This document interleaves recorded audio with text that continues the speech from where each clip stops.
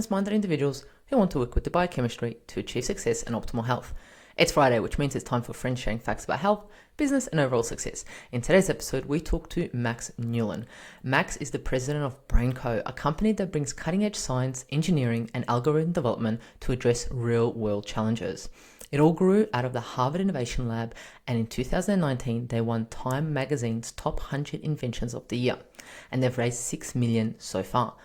They are most known for Focuscalm, a neurofeedback wearable hardware and app that can help you reduce stress, control your mindset, and improve overall performance. Focuscalm has been used by elite athletes, including Olympians and F1 drivers, and everyday people who want to relax and manage their anxiety.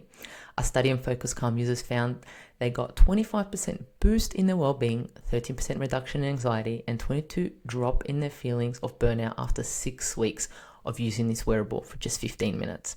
Before joining BrainCo, Max earned his master's degree from Harvard University and conducted functional MRI research at some of the best hospitals in the world on the impact of meditation and yoga on the brain, as well as the impact of invasive BMI technology on people with Parkinson's disease. Some interesting facts about Max is that he's been meditating since he was 6. He's recently been studying Hawaiian-style meditation, and his family is growing, and baby 2 is on the way. Welcome to the Natural Health Podcast, Max. Thank you so much. What an introduction.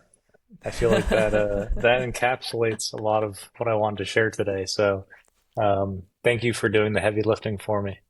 You are most welcome. The one thing that I'm really intrigued into, and I want to find out a little bit more, is meditating since 6. I mean, wow. There's not many individuals that can say they've been doing that. Tell us a little bit about that, Max. Sure. And I think that's a really generous impression that people probably have when they hear that statement. What that really means is there's a story of my first grade teacher calling my mom in the middle of the day, which I think can mean good news. It can also mean bad news. And my mom picks up and wants to make sure everything's okay. Teacher reassures her, yeah, everything is fine. We just found him meditating outside during recess, and we thought that was a little strange and wanted you to know. So I picked up something from somewhere where I thought it was a good idea to practice meditation outside. Um, and it probably was an extension of the martial arts training that I started when I was 6 years old, where at the beginning of every single class, the sensei, the instructor, has all the students kneel down, close their eyes, focus on their breathing, let go of everything that had happened to you up until that point in the day, and really bring yourself present for what you're about to accomplish or what you're about to work on. So, starting from 6 years old, we would meditate, multiple times a week every time I went to martial arts. And for some reason, it was also um, something that I was attracted to. I think that part of it had to do with the kung fu movies that I would watch as a kid, and you'd see these masters do these amazing magical things, and it was all tied to the power of the mind. And so my exposure to martial arts and also these fantastical movies and inspirations, I think, really activated my imagination around the power of your mind, the power of your mindset. And it's something that I carried with me throughout my whole life. Yeah, wow, how beautiful. And your mom getting that phone call would be like, oh, she's probably like, I've seen him do that so many times before. That's normal. Yeah, normal in air Yeah. quotes. I love that. That's amazing. And, even, like you mentioned, martial arts, like, even without thinking about it, meditation is in so many aspects of our life, but it may not have the whole word of meditation. A lot of things, you close your eyes, you take a deep breath, and, you reflect and so forth. There's so many practices, including Kung Fu and so many other martial arts and so forth, that do that. And we're like, oh, yeah, wow, I did do that. Yeah, yeah, it's so true. I mean, think about the quality of your focus in anything that you do, even at work, in conversations. If you're trying to hammer in a nail, right? The quality of your mindset impacts how well you're able to complete that task and your experience while you're completing it. And so, in some ways, we might just call it mental training or mindset skills training. And these things that we practice, like meditation, help us hone these muscles, make them stronger, gain new skills, gain new fluency or proficiency in different aspects of our mindset that allow us to do different things. Just like when you get better Mm, at playing a sport, you're able to do new things or do new moves, do more complex tricks in that sport. And in mindset training, you're able to navigate or achieve better nuance in certain situations. And it often is geared towards better feelings of well being, better focus, more calm, and being more effective in the right way. I love how you've summarized that. Absolutely amazing. So Max, like since 6 years old, meditating, and then gone to Harvard University. Clearly not at 6 years old. No, no, I was What has 7. been? Okay, yeah. I love that. What has been the journey like? Has there always been a love for meditation? Has there always been an entrepreneur mindset? What has been the journey to like where you are today? Yeah. So I was always interested in entrepreneurship. Um, I wanted to be an inventor. That's what 6-year-old Max wanted to be when he grew up. And I was always playing around with different entrepreneurial ideas. So I didn't really understand what that meant.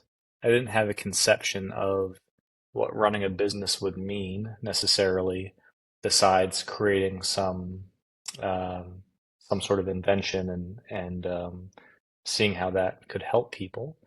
But besides kind of having this gene or this influence towards inventing, I was really interested in mindset and psychology. So I studied that in school and pursued that thread in working through or working with some different companies that educated healthcare professionals about mind body training. And then after that, working in some research labs investigating the impact of yoga and meditation on the brain. But the funny thing is, in those moments, you don't quite see how everything is going to connect. But when you get to the top of the mountain and you look back down on the trail that you took, you can see how it all, this winding road all connects. So looking back at working in the research labs, the different companies I've worked with, my personal interests, I can see that thread.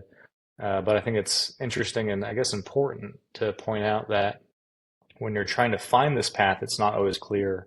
And what worked for me was or is having a general direction and not trying not to feel the need to commit for 30 years in one direction. That would take a lot of confidence and a lot of foresight to know that 30 years in one direction was going to be the right choice. But pick a direction that I feel comfortable with in the near term. And then when opportunities arise, maybe there's a little pivot, but there's probably going to be some sort of thread that ties your desired experiences or the choices that you make together. But in the moment, it's not always clear. Yeah, I love that you said that because sometimes we, work for a company or we have a hobby or we're interested in something and we're like, where is this going? Like, why am I even doing this? Like, it doesn't go in line with my work or whatever's happening. And then, like you said, when you're on top of that mountain, you look back down, you're like, I picked up that skill there, I picked up that skill over there, that habit from that, and now it's completed it and it's where you are now. And who knows what else is to come, right? Exactly. Yeah, the beauty of it. I love that. Yeah. So Max, how would you describe optimal health? I mean, you are, in the health industry, looking at people's health and optimizing it. Mm-hmm. So, what does your optimal health look like for you today? It's an adaptive mindset to the needs around you. So you're not always going to be able to be super zen. Probably shouldn't be in certain situations. There are certain situations that call for different emotions or different actions. And so optimal health means being adaptive to your environment in a way that you can stay true to yourself. So there are going to be times that call for, you know, working really, really hard. And from a certain perspective, maybe that doesn't look like what we think about when we think about, mental health and well-being and, people sitting with their legs crossed in like some meditative bliss. But for me, it means given the life that you want to lead and the life that you're living, it's an adaptive mindset that helps you accomplish your goals and achieve the types of outcomes that you're looking for, both for yourself internally, for your emotions, for your mind, and also externally for the things that you want to accomplish. Hmm. And that adaptability takes a lot of trust, doesn't it? Goodness, it does. And that's really scary to trust yourself and be willing to hear the answer that your, I'll use the word heart, is giving you, your intuition. To be able to trust that is super hard. Yeah, and then being able to just shift, right? Yeah, and then to take action on it. One of the things that I've noticed is um, you can be getting a signal from inside that's telling you to do something, and you don't want to do it. You don't want to do it because you think that something bad's going to happen or some outcome 2 steps ahead is going to happen or someone else is going to react in a way that is not in line with what you want, but you can still tell that you should do it for some reason. What I have found is most times it's a good idea to entertain that possibility that you're Mm. listening to because even if you don't decide to do it right away, just being open to that suggestion that you can feel might be the right thing to do, maybe it takes you in a roundabout path towards an outcome that's better than what you imagine, better than what you anticipated you could have achieved. So let me make this a bit more grounded or clear. So, Mm. for example, if I'm met with a decision and my intuition is guiding me in a certain direction, and I say, okay, I'm going to trust this. I take this direction. That thing or that outcome that I'm imagining, that might not be the end point. I may have just needed to trust my intuition to bring me in this direction so that I'm presented with new information or new data that then leads me in another direction that eventually leads me to the actual endpoint. So I think one of the things that I do that might be helpful for people is to know that when you're listening to your intuition, it doesn't mean that that's the next step is it. It can sometimes be the truth that your intuition is leading you to a place so that you can be exposed to a new environment and new information that then leads you to a second place or maybe a third place that eventually resolves the thing that you're feeling or that you want resolution for.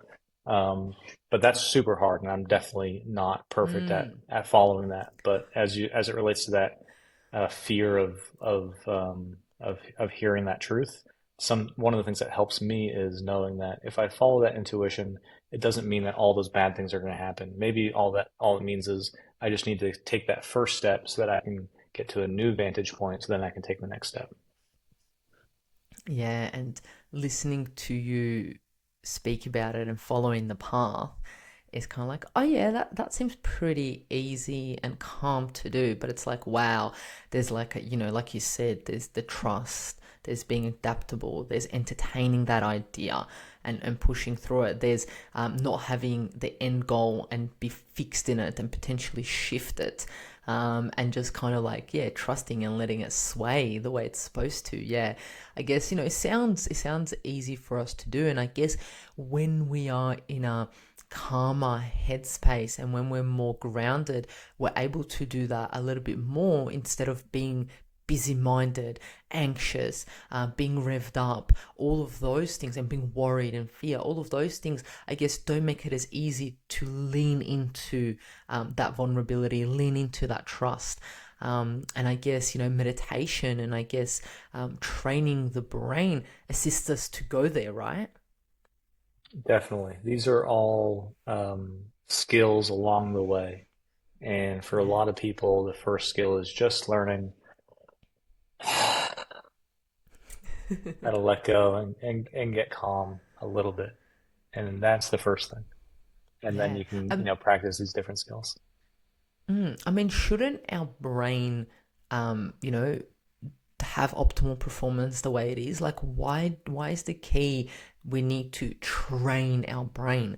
Like, aren't we Mm, born with the perfect brain? Aren't we born with all of this encoded in to be able to be mm, calm, to be able to, be level-headed? Like, why do we have to mm. train it? Um, I don't know how accurate what I'm going to say is from like a neurobiological perspective. So people from a developmental psychology perspective can feel free to correct me, but my sense from the things that I've learned is that humans are like sponges, and we pick up cues from our environment regardless of what that environment is. So let's say you're born with a good ability to self-regulate.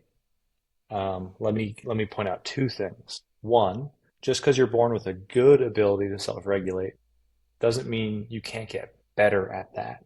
So there's one aspect of training. Let's even assume we're born with really great skills. You can still get better at them. Okay. And then the second thing I'll point out is because we're sponges and our lives can be filled with all different types of positive and negative experiences. Those we're going to absorb those. And so then by the time we're 20 years old, the construct of who we are has been influenced and different experiences and beliefs have been weighted more heavily or more lightly because of our feelings and how we reacted to our life experiences. And so now we have this kind of tangled web of beliefs about the world and ourselves. And so it will take some training to relax it or reestablish some patterns or reestablish some balance. So I would say, yeah, we're probably born with lots of great capabilities to be in a homeostasis and be calm and focused. But because of the experiences we go through in life, it takes time to train it. And I think it's probably a natural thing. Like let's draw an analogy to physical fitness. If all you did your whole life was sit still, you would not be physically fit. It takes action and willful purpose to be physically fit, even as a natural human being. You have to do things. And so, who knows? Maybe it's true that even if we have this conception that we're born with certain abilities to be calm and focused, it takes action to continue to develop these abilities to the point where they're more useful. I don't know how true that Mm, is, but mm. it seems like there's something in there that matters to people as it relates to you need to do something about this if you want change. Yeah, and you did mention a word in there, um, a will and focus and wanting to. And when you want to be calm, it occurs, and when you have the will to be calm, and when you have, because we have the ability to, like you said, but you also have to have the focus and the will to be able to do it. And I guess, training your brain with, you developing Focuscalm, the EEG headband has helped Mhm. other individuals be able to train their mind. What inspired you to actually develop it? What's the difference Yeah, between that and just people just sitting there and meditating? Like, what's the story behind it? yeah. So some uh, foundations for what we do are we want to make these brain trainings accessible. And for a lot of people, if they can't see it, if they can't put their hands on it, it's harder to trust that there's something going on. Like how many Mm. people, myself included, have sat down to meditate, open our eyes 20 minutes later, and we ask ourselves, did that do anything? Was I actually accomplishing anything or was I just sitting there? And so with the Mm. headband, because we can measure brain activity, we can say, yes, something actually was happening. And this is what was happening. This is when it was happening. This is how deeply you relaxed. Oh, and by the way, this type of meditation, as you can see from your reports in the Focuscom app, these meditations are the ones that help you get the most relaxed, or this type of breathing exercise. So the inspiration was one of the inspirations was and is, how do we make the invisible visible so that we can make these types of trainings more accessible? I like that, how to make the invisible visible, because like you said, we could be sitting there and being like, I feel a little bit better, but I'm not too sure what type of benefit that is. And a lot of individuals, like to see progress, like to see, okay, I started at this and now I'm here. Or, okay, understanding that, sleep did impact my anxiety, that food impacted my calmness, or whatever it is that people are taking, all of these external factors impact the way that our brain functions and is able to calm itself. Absolutely. So one of the other principles is, can we provide a toolbox for people to explore and find what works for them? Because for some people it's going to be meditation, some people it's the brain games in the app, some people it's the breathing exercises, some people it's the executive function training for like memory or sustained attention or pattern recognition. And by providing a variety of experiences, we can expose people to find the type of training that works for them. Or if they want, we have a feature called the tracker where you can just track your focus calm score, which is a representation of how relaxed and at ease your mind is, and do your own meditations and figure out or Mm, explore and experiment. So all that's available too. yeah. So what's the science behind this? I mean, when you look at it, it's like this headband on your head. It looks very futuristic. What is the science behind the EEG technology, and how does it actually train our brain? Like, do we not have to do anything? Do we have to do something? Is it like zapping? Like, what is it? People are just Yeah. thinking, what am I Yeah, putting on yeah, my head? yeah, Are they gonna yeah. suck my brain out? You have to pay extra for that. Yeah. Yeah, it's certainly not zapping. There's no stimulation. Nothing is going into your brain. It's passively detecting the electrical activity that your brain naturally produces. So it's Mm, kind of like a heart rate monitor for your mind. And EEG technology has been around for over 100 years. It's used in all different types of research and medical settings, and different medical device governing boards consider it a general wellness device. So it doesn't even need things like FDA registration, because they know that categorically this type of EEG is super safe. So there's nothing going in, there's no stimulation.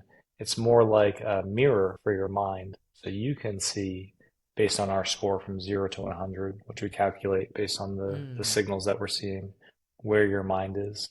And then the training comes in from doing the meditations, doing the brain games that help you build that mental muscle so that you can increase your focus calm score, get better at entering that state of relaxation, even under pressure.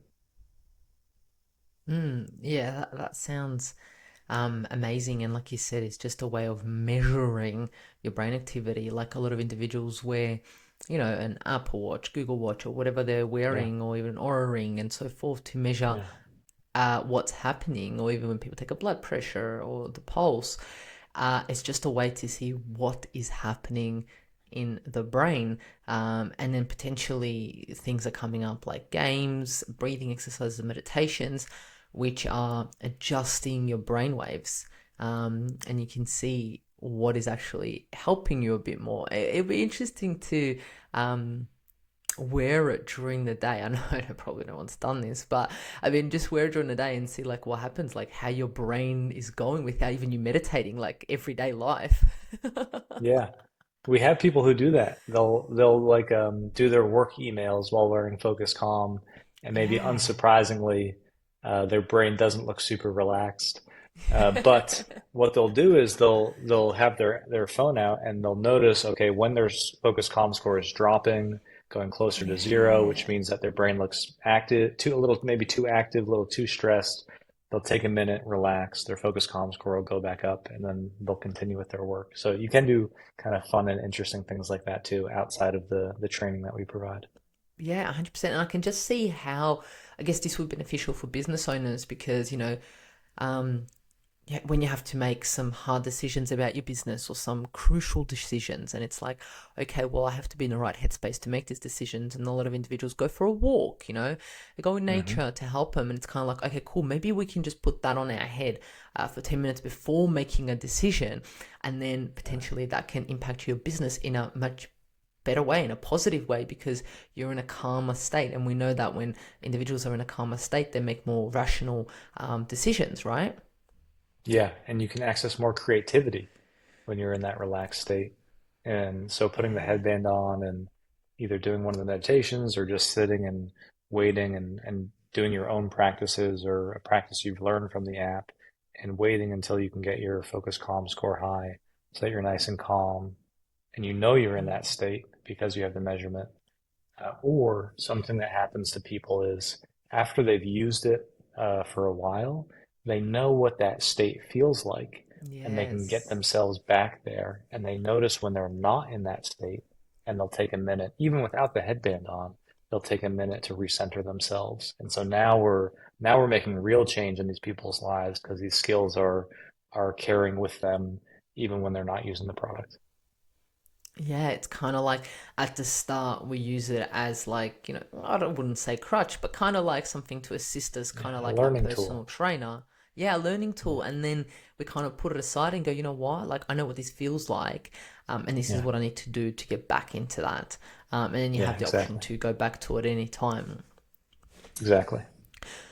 So, what are some common, Max, some misconceptions about brain training and using this type of technology to improve focus and calmness that some I people think we might touched have? on I think we touched on one of them, which is, oh, I put this Mm. on and it does something to me. It's like, no, no, no, no.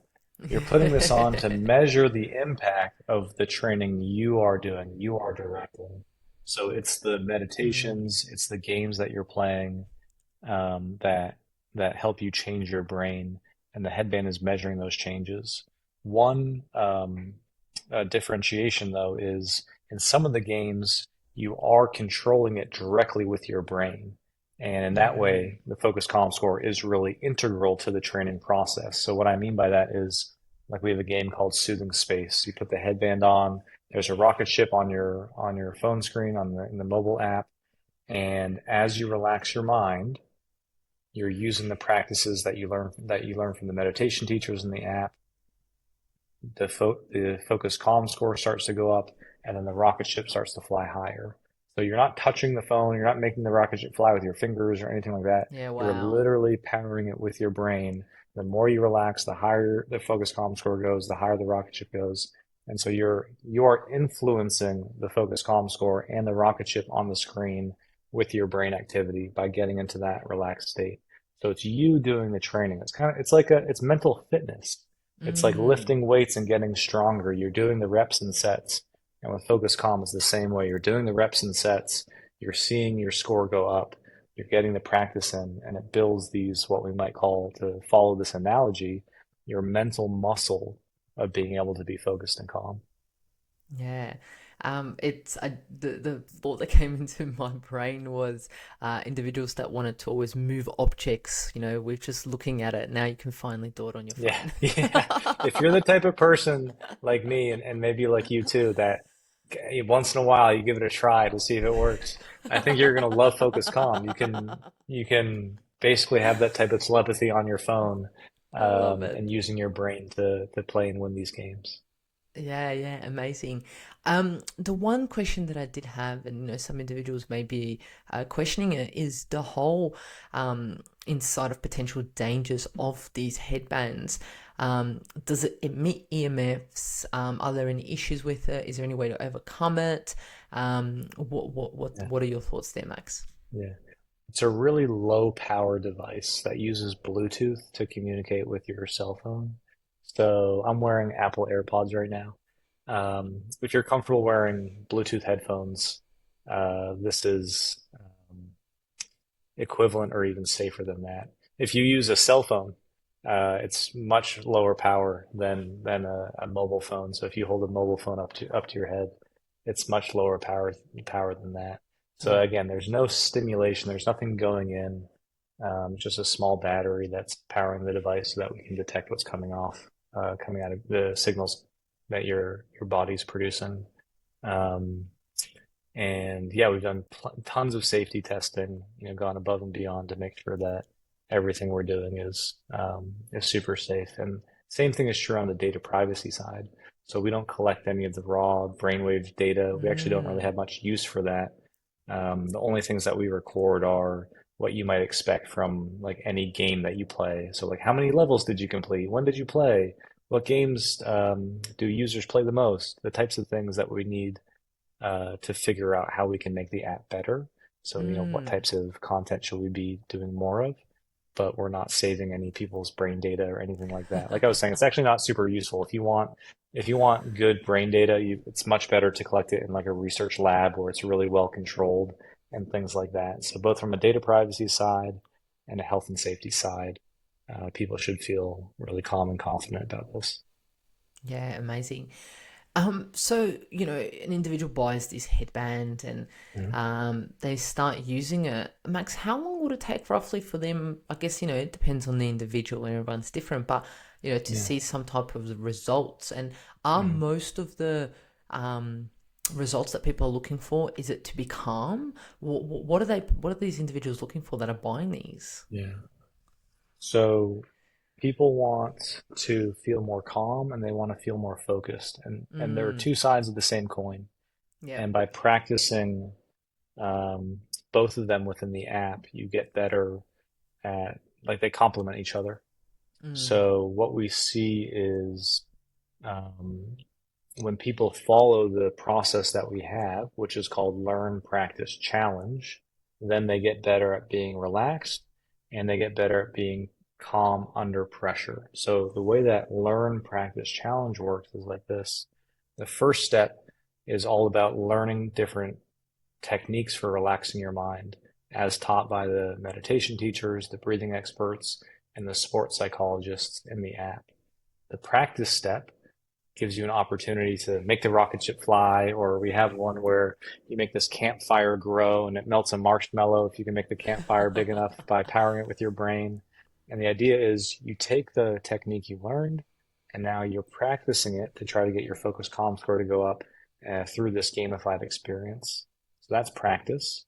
And then the last step is challenge. And in challenge, we have these cognitively demanding executive function tasks. These are brain games that people might feel familiar with that target your memory or your pattern recognition and your reaction time. And you have to accurately complete those tasks while simultaneously remaining calm in order to get oh a high wow. score. And it's super hard, but the idea is, well, it's great to be able to relax. The world demands a lot from us. If you're a professional athlete, if you have a stressful job, if you have a busy life. So, how do we create an environment where people can practice remaining calm even when they quote unquote need to be on or when they need to be really engaged with something? And so these three-step training helps you practice these different skills of learning to be calm, practicing being calm, and challenging yourself to be calm under pressure. And what we have found is using the app for 15 minutes per session and completing about 20 to 25 sessions. People who can get those sessions under their belt tend to be the ones who see statistically significant improvements in their well-being, their anxiety, their burnout. So in some sense, it's like learning any skill. If you were to start practicing French, you probably need to get a few sessions in before you have some proficiency and you can really notice a difference. Or if you're trying to learn a new sport, right, you have to practice it a few times, several times before you can really see a clear difference in your skill set. And it's the same thing, right? This mental training is a skill, and if you practice it, you will get better. And so our studies are based on people using it for about 15 minutes per day and trying to get that 20 to 25 sessions under their belt. Yeah, wow. So in about a month or so, depending how eager you are, and if you do it every day, every second day, in Yeah, about a month or so, you'll be able to see results. The interesting yeah, fact that you said that I love that it's incorporated is, okay, it's nice to be calm, it's nice to be zen, and but life around us throws challenges at us. Whatever you're going through in your life, it's going to throw some type of curveballs that we have to be switched on, and be able to react to it in a calm manner. I mean, the results would be probably better if individuals respond in a calm manner. So that last stage that you're talking about, the challenge, that's amazing. Yeah, wow, that sounds really, really exciting. Yeah, let me tell you where that came from. So Yeah, we were initially conceptualizing Focuscalm as a stress reduction tool. yeah. But luckily, we have this partner called Formula Medicine, and they provide the healthcare service as well as cognitive and physical training to a lot of F1 drivers and their teams and other professional athletes too. And what we saw them using the headband for was to not only help their athletes relax, but help them prepare for their really intense jobs, which for the F1 drivers means going 200 miles per hour. So they started to incorporate these cognitively demanding tasks as a way to simulate the high pressure situations that their athletes were encountering and helping them learn the skill, what they call mental efficiency. So through some research studies, they discovered that professional drivers use way less cognitive resources to accomplish certain tasks than amateur drivers because they are more efficient with their brain activity, their cognitive resources. So they're able to Mm. apply the right amount of effort to the situation at hand and not use too much of their cognitive resources, which is super important when you're driving professionally because you don't want to burn out or waste your focus a quarter of the way through the race, right? You have to complete the whole race. So it's important to be calm, even in these high pressure situations, so you have enough energy to perform optimally throughout the whole competition. So for you or me, what that might mean is we want to conserve our energy throughout the day so we can be in that sweet spot of calm and focus for the entire day. So at the end, when we get home, we're not totally spent, but we actually have some more energy left over because we applied the right amount of effort to the situation at hand. And so that last step of applying the relaxation skills or the breathing techniques or the sports psychology perspectives um, can, in these more cognitively demanding environments, can help us uh, practice being calm even in demanding settings. Yeah, yeah, definitely. And I feel like it makes a full circle. You start off with the training, you see a bit of the results, you reinforce it, and then you get challenged and go, okay, I need to work more on this or work on that. Whereas I guess if we just sat there and closed our eyes and meditated, not that that's not going to help, of course it is, but I guess in this instance, you're able to measure it. Yeah, yeah. What typically or what happens for me sometimes when I meditate is I will hit some sort of difficult experience probably eventually. And maybe it is the difficult experience is trusting my intuition like we were talking about earlier, but typically you Mm, might hit some difficult experience. And so that can also um, simulate, real world difficulty and learning to navigate that. And our approach has just been a bit more grounded or a bit more externally facing. So the entire experience in Focus Calm can be eyes open, right? And instead of needing to maybe find or discover some difficulty within yourself to overcome during meditation, you can play this game, which is also difficult, and you get to grapple with this skill building of being calm under pressure. All that to say, mm, though, the practice of meditation without Focus Calm or with Focus Calm is complementary to the rest of the training in the app, right? They both yeah. help each other. So this comes back to our concept of tools in a toolbox. So even people who do meditation will find use in Focus Calm because it will allow them to explore their mindset skills in a new way. And it also, I also point that out to make it clear that we know we're not going to replace thousands of year old traditions with our product, right?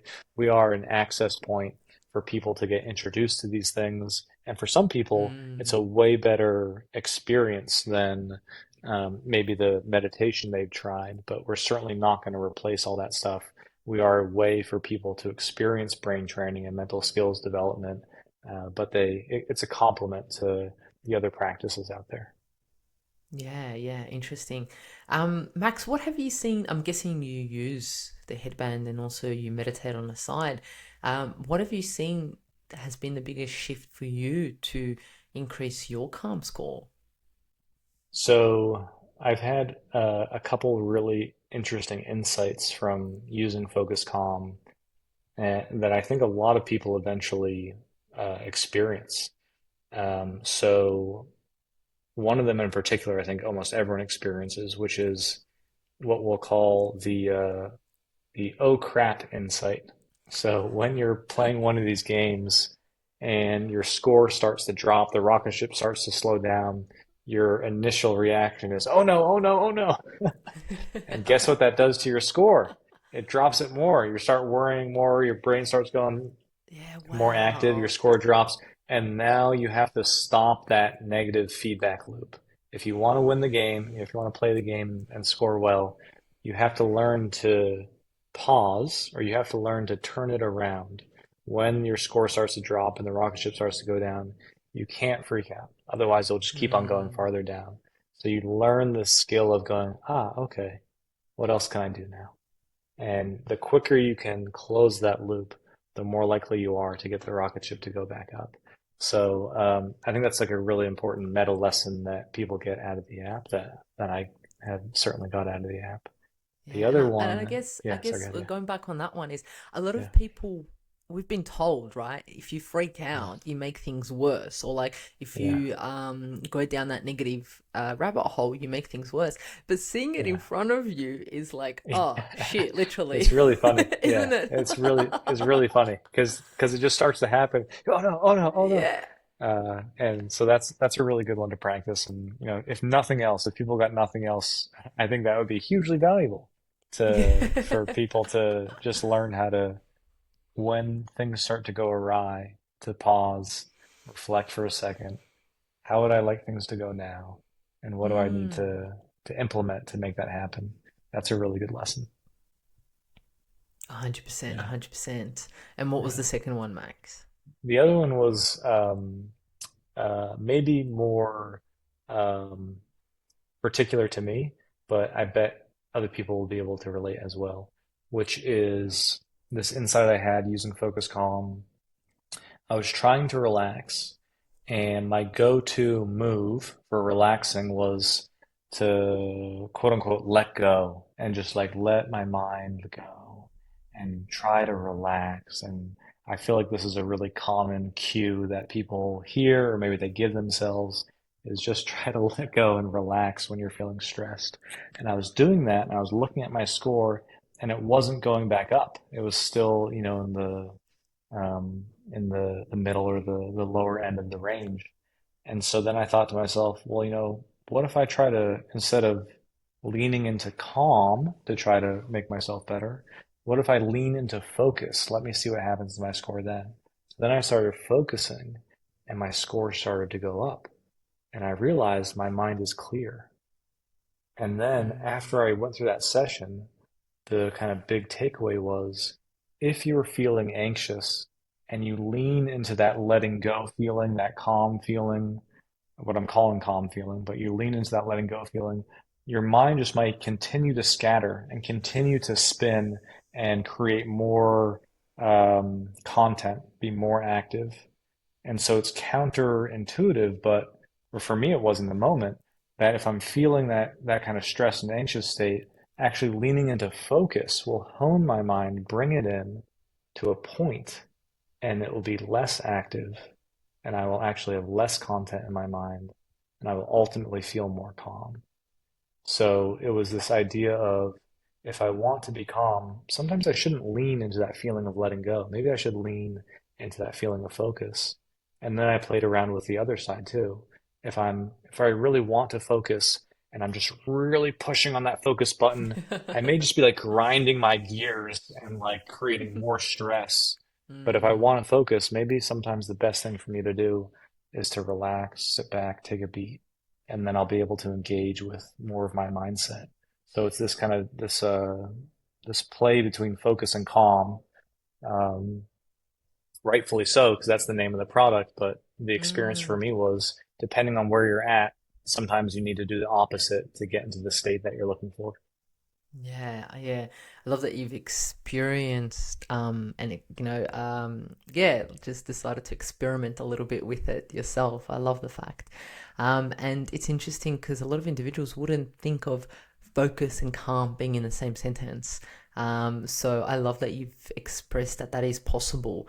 And it's been proven on with your brain waves that, it is possible. And for us to be focused and for us to be calm, it allows us to actually deal with stressful situations. Like even you said, those F1 drivers, like that is a pretty stressful situation right there.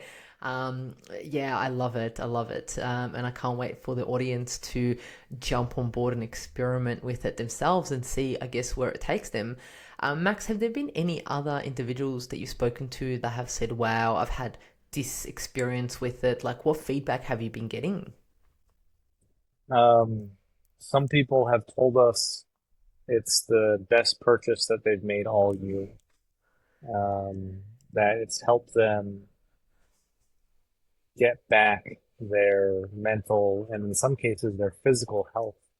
I just talked to an individual who found that their blood pressure was significantly reduced after using Focus Calm for, I think it was maybe 20 or 25 seconds. It was like that number that we were Yeah, talking about. wow. Not that we would claim this is going to help with any medical condition, but this person experienced that mostly through I'm guessing the mechanism was a reduction in stress and also better sleep. So people will report using Focus Calm, and we have sleep specific protocols in the app.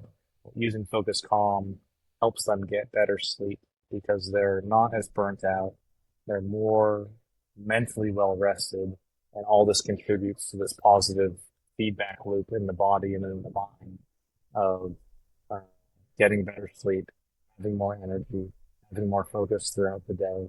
So from professional athletes that use it before every match at the world class level to teachers, lawyers, truck drivers, stock traders who are using this to be more calm and focused and take care of their Mm. mental and physical health. It can really help all variety of people by allowing them to understand what's going on in their mind while they're doing these mental fitness practices. Yeah, it can literally benefit anyone, like you were saying.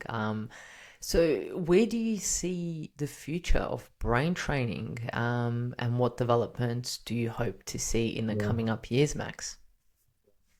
It's going to be wild. I Um, can imagine. the next 5 years. In 5 years, I think that um, it will not look like what it looks like right now. Um, like both conceptually and also, I mean, I think the physical devices that we use are going to change as well and become way easier to use, more integrated into our lives, and be able to provide us with even better information, better feedback, better advice on how to live healthy and productive lives.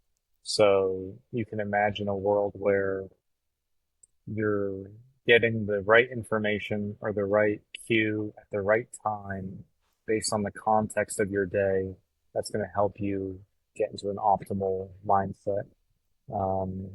We think about all the news that's going on with different AI technologies and how those one day Mm. might be integrated into technology like Focus Calm to help people live really healthy and awesome lives. Yeah, yeah, definitely. Like you said, it'll look different in 5 years from now. It'll feel different. It'll give us different data. It's just a place to keep a lookout on how it's developing. Max, what type of advice would you give to someone who's never used this before and they're thinking about purchasing it or they've already got it? Like, what type of advice would you give to someone? So if you're considering the purchase, I would um, encourage you to remember that you're in the driver's seat. Like you can make the change in your brain and in your life and in your mind. And the way you get that done is through repetition and practice. And the best way that I know to help people get that done is to help them find a practice that they love. And so our perspective is let's provide people with all different types of brain training so that they can find the thing that works for them and give them feedback through the measurement so that they know what works for them. And that's the platform that we've created. So that's what I would say for people considering it. And for people who have it, I would say something similar, which is experiment with the different types of content and games we have. Use the tracker to do different experiments, like the guy who was using it for his email, or some people listen to music while they're wearing it. Like find what works for you, and that I believe will be the key for most people to a sustained practice that helps them in the long run.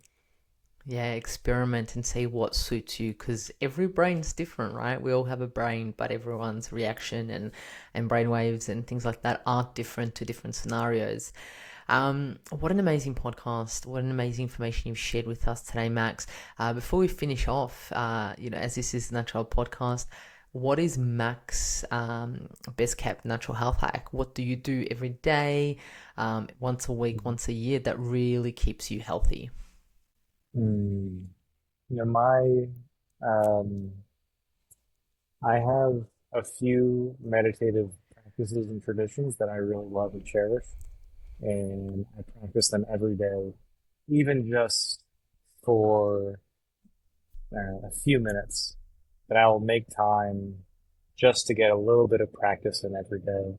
And some of these don't require, sitting down on a meditation cushion.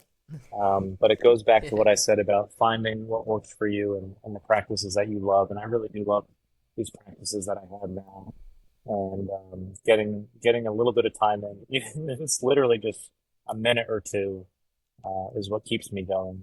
So that's my number one hack is to find the practices that you love and do them every day. Yeah, the consistency to see the change. Max, thank you so much for sharing all this valuable information with us. I look forward to see where your business takes you and where Brain Co goes and where Focuscalm Headband goes in the future. And individuals who are listening, if you do decide to purchase it, I want to see your feedback, how you're going, what your thoughts are on it. But I do want to thank you so much for sharing your knowledge with us on the Natural Podcast. It was my pleasure. This was so much fun. Thank you so much for having me. Thank you for joining us on the Natural Podcast. And remember, the missing link between failure and success is your health.